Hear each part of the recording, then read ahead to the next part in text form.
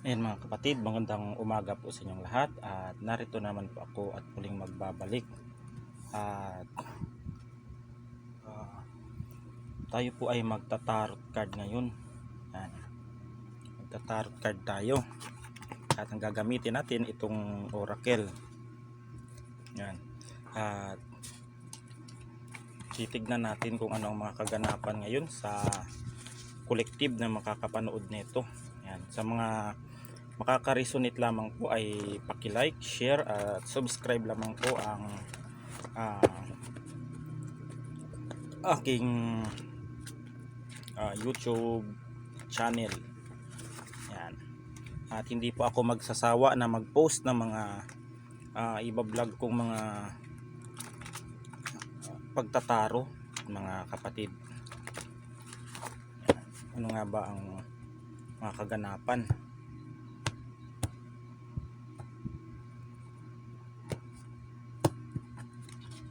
Kukuha lang tayo ng siyam na baraha.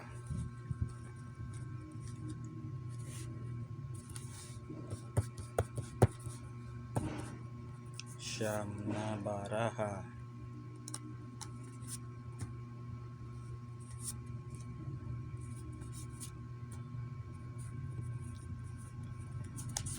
Lima, anim, ito, walo, siyam, sampu. Gawin natin 12, 12.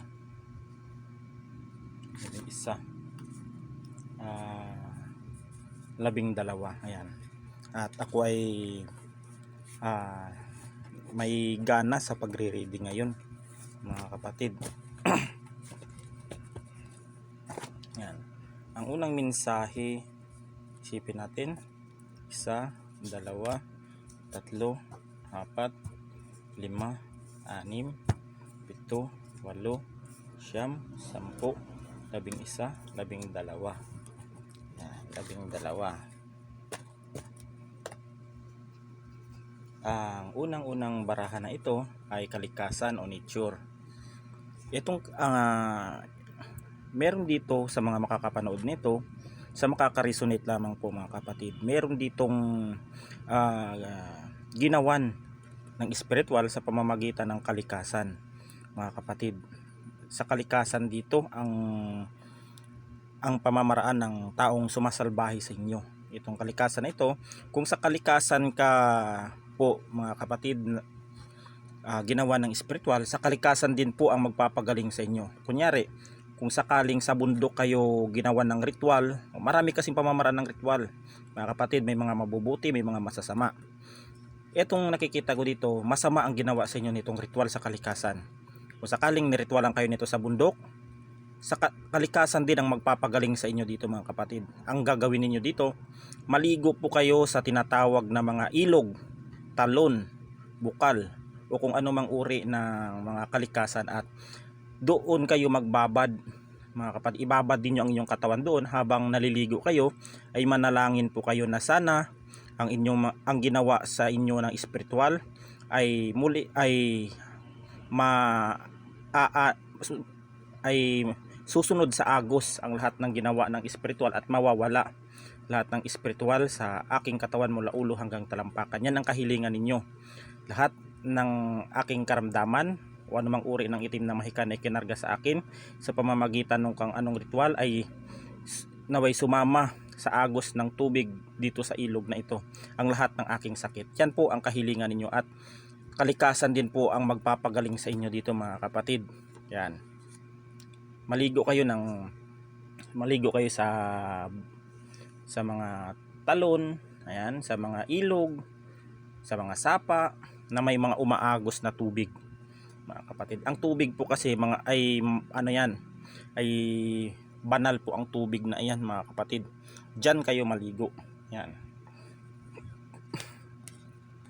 Maaring ang pamamaraan ng taong gumawa sa inyo ng masama dito ay sa damit kayo dinaan. Maaring may kinuhanan kayo ng gamit dito, maaring damit. Yan. Maaaring damit ito mga kapatid, maaaring din picture. Yan, kinuha yung picture sa pamamagitan ng picture na damit, kinuha din. Yan ang pamamaraan ng itong gumagambala sa inyo. Yan, sa damit ka pinadaan. Itong Gemini o air sign na ito yung tao na meron din ditong Gemini na ginambala o ginawa ng spiritual. Dito merong Gemini. At meron din akong nakikita dito na Gemini o air sign ang gumagawa sa inyo o sa makakapanood nito. Sa makaka-resonate lamang po mga kapatid, Gemini din. Yan. Alahas. Itong alahas na ito ay isa ito sa gustong makuha ng taong gusto kang gawan ng masama, dahil nakikita dito na marami kang naipundar mga kapatid. May mga naipundar kang mga property, bahay, lupa, negosyo o kung ano man. Itong alahas na gustong kukunin ng taong sumasalbahe sa inyo. Kaya ginawan ka nito ng ritual gamit ang kalikasan. Pinagawan ka dito mga kapatid. Pinagawan ka.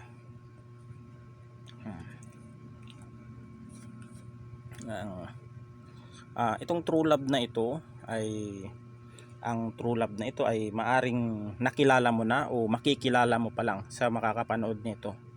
Itong true love na ito ay huwag kayong magmadali, dahil ang true love ay hindi po minamadali yan. Pusa pong dumadating ang tinatawag na true love. Kasi pag ang true love kasi minadali mo mga kapatid, ay madali din itong mawala o matatapos. Hintayin ninyo ang Panginoon na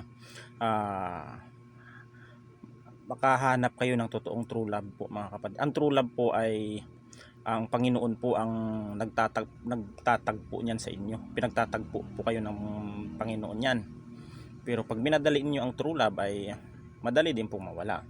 Hintay-hintayin niyo ito, dahil mayroon ako nakikita dito na nagkakilala na sila o makikilala pa lang. Itong true love na ito. Dito. Itong nature na ito, konektado ito sa bundok.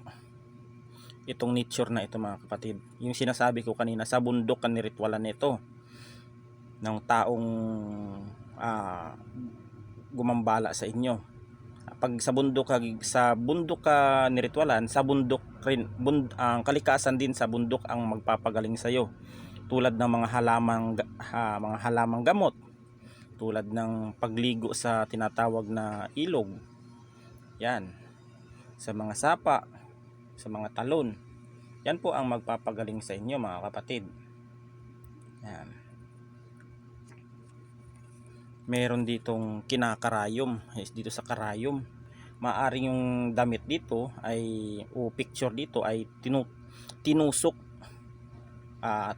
yung tinatawag na karayom sa damit dito, at niritwalan ka dito sa bundok. Ang konektado kasi ang mga kapatid sa lumalabas sa baraha. Yan. Konektado iyan gamit ang karayom na tinusok sa damit. Yan. Darating din ang tamang panahon o perfect timing na itong mga ito ay kusa ito mga kapatid, may nakikita ako dito na babalik ito sa gumawa sa inyo.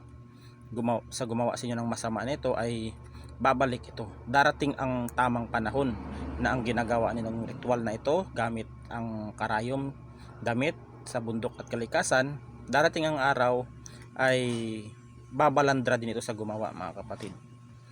Perfect timing. Yan.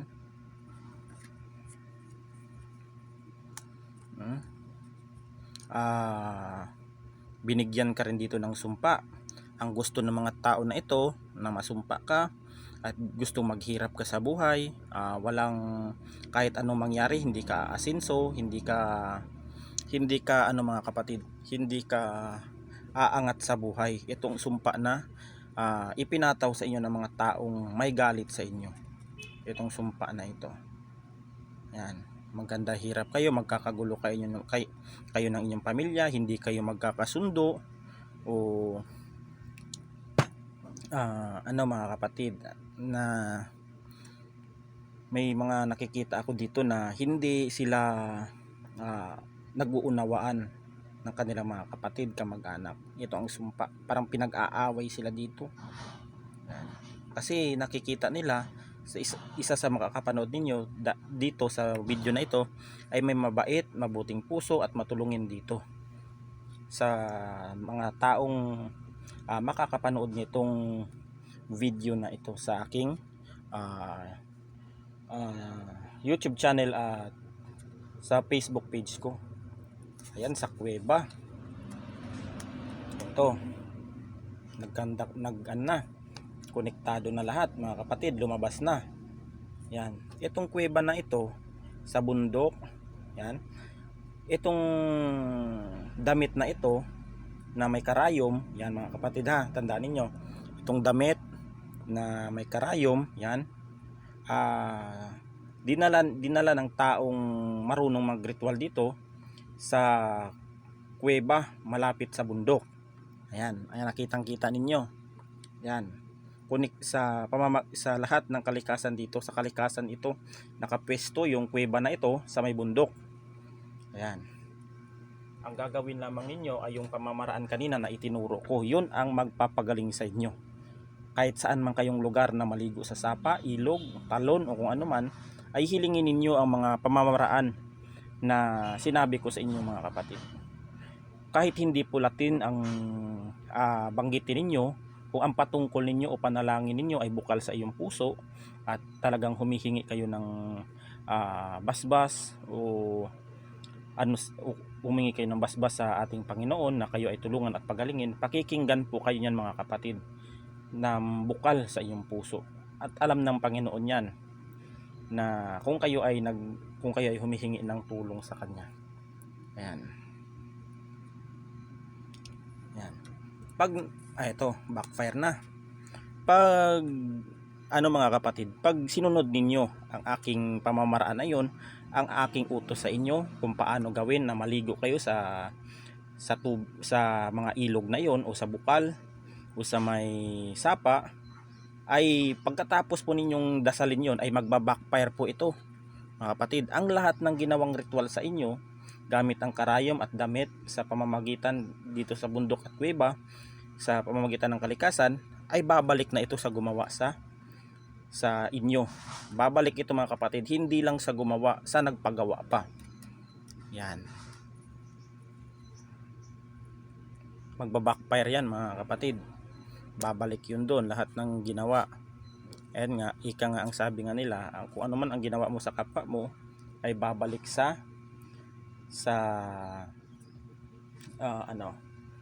kanila mga kapatid. Itong anghel na ito ay isa rin ito sa mga nagbabantay sa inyo mga kapatid, o ikaw ay ginagabayan itong mga anghel na ito. Ayan nga mga kapatid, bata pa lang tayo mga kapatid, meron na tayong mga taga-bantay o mga tinatawag na guardian angel.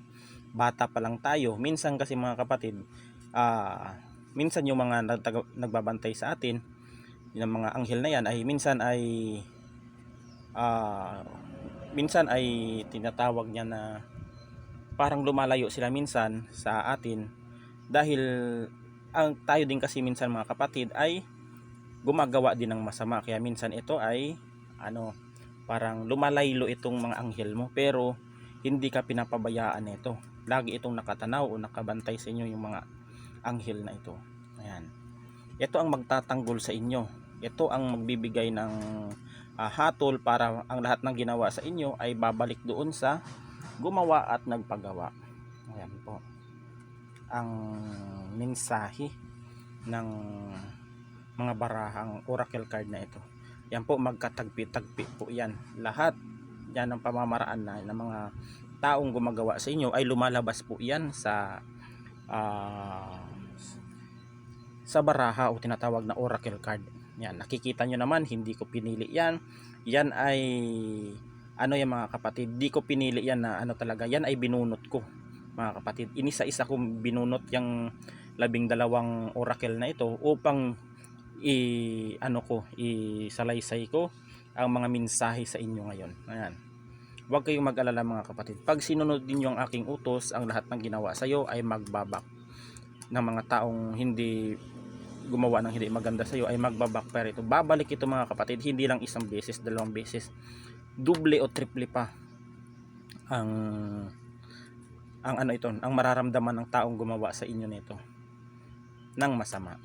Ayan po mga kapatid, naway may matutunan kayo ngayon sa aking sa aking vlog about sa ang mga mensahe sa inyo ngayon. At hanggang dito na lang mga kapatid, at God bless us all. Ingat po tayo palagi.